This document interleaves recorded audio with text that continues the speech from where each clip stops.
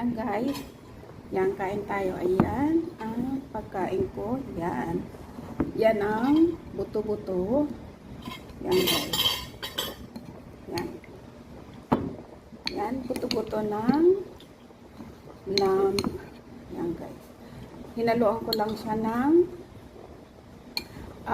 repolyo. Yan. Saka kanin.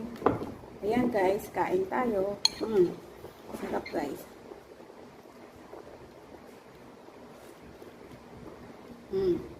Yummy.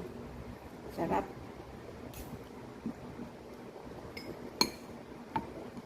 Yan, puto-puto. Yan guys. Yan.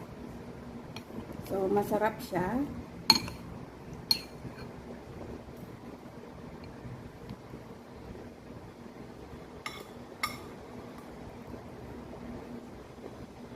Sarap po yung sabaw ay yung ano niya, yung bone marrow. Ayan. Sarap. Malambot na siya, malambot na malambot.